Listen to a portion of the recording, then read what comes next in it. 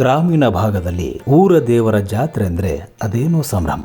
ಇಡೀ ಊರಿನ ಜನರು ಒಂದೇ ಕುಟುಂಬದಂತೆ ಜಾತ್ರೆಯಲ್ಲಿ ಪಾಲ್ಗೊಂಡು ಸೌಹಾರ್ದತೆಯನ್ನು ಸಾರ್ತಾರೆ. ವಿಜಯಪುರ ಜಿಲ್ಲೆಯ ಬಸವನ ಬಾಗೇವಾಡಿ ತಾಲೂಕಿನ ಹತ್ತರಿಕೆಹಾಳ ಗ್ರಾಮದಲ್ಲಿ ನಡೆಯುವ ಮಾರುತೇಶ್ವರ ಜಾತ್ರೆ ಇಂಥದ್ದೇ ಸೌಹಾರ್ದತೆ ಸಾರುವ ಜಾತ್ರೆಯಾಗಿದೆ. ಇಲ್ಲಿರುವ ಹನುಮಂತ ದೇವರಿಗೆ ವಿಜಯಪುರ ಸೇರಿದಂತೆ ಸುತ್ತಲಿನ ವಿವಿಧ ಜಿಲ್ಲೆಗಳಲ್ಲಿ ಅಪಾರ ಪ್ರಮಾಣದ ಭಕ್ತರು ಇದ್ದಾರೆ. ವರ್ಷಕ್ಕೊಮ್ಮೆ ನಡೆಯುವ ಈ ಜಾತ್ರೆಗೆ ಯಾವುದೇ ಪ್ರದೇಶದಲ್ಲಿರಲಿ ಜನರು ತಪ್ಪದೆ ಬಂದು ಇಲ್ಲಿ ನಡೆಯುವ ಓಕುಳಿಯಲ್ಲಿ ಪಾಲ್ಗೊಳ್ಳುತ್ತಾರೆ.